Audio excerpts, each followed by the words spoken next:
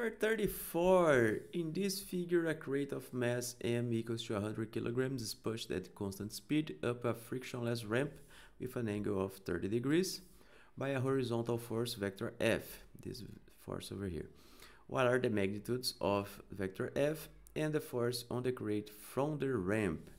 So when we are dealing with ramp problems, the trick here is that we choose our axis to be perpendicular or parallel to the ramp. For example, in this case, I'm going to choose the x-axis is parallel to the ramp going upwards, and our y-axis is perpendicular to the ramp. So this is the trick over here. The second thing that you have to do is to draw the free body diagram. And in this case, we have three forces. Force F, that it's already drawn in our box. We have the force of gravity, let's call it Fg. And we have the normal force. Let's do it in purple. Okay, so this is, let's call it Fn. This is the normal force.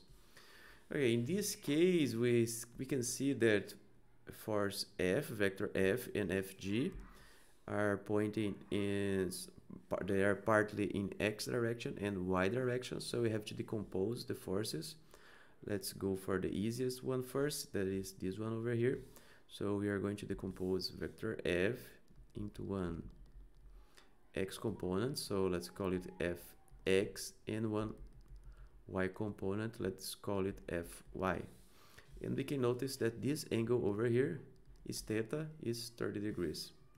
Okay, so Fx is equal to F, the magnitude of the vector F, that we don't know its value, times the cosine of the angle, and Fy is equal to F times the sine of the angle. Okay, so we just decompose this vector over here, and now we have to do the same thing for Fg.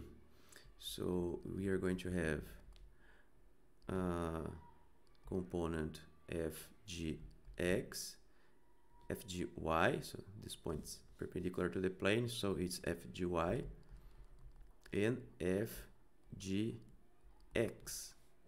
Okay, so let's, and this angle over here is the same angle as this one over here. You can notice by analyzing the triangles that you have in the picture. Okay, so Fgy is equal to Fg times the cosine of the angle, and Fgx is equal to Fg, the magnitude of the vector, times the sine of the angle. So those are the forces that we have. And as for the normal force, we don't have to make any decomposition because it's already pointing in the y direction only. Okay, so now we are going to write Newton's second law for each component separately. For example, let's write Newton's second law for the x direction. So we are going to do like this. The sum of the forces is going to be the mass times the acceleration of the box. And in the x direction, we have Fx. So Fx, we have Fgx, however it points in the negative direction, so it's minus Fgx is equal to m times a.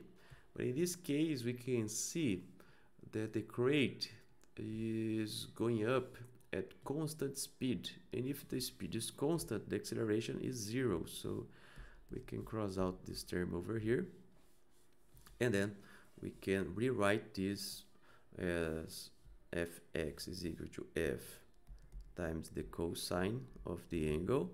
Let's send this to the other side. This is equal to Fg times the sine of the angle. Let's remember that the force of gravity is mass times the acceleration of gravity. So F times the cosine of the angle is equal to mass times gravity times the sine of the angle.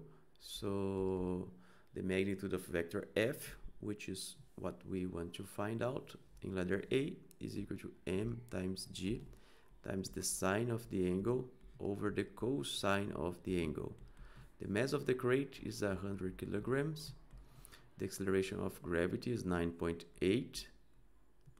The angle is 30 degrees, so sine of 30, sine of 30 degrees over the cosine of 30 degrees.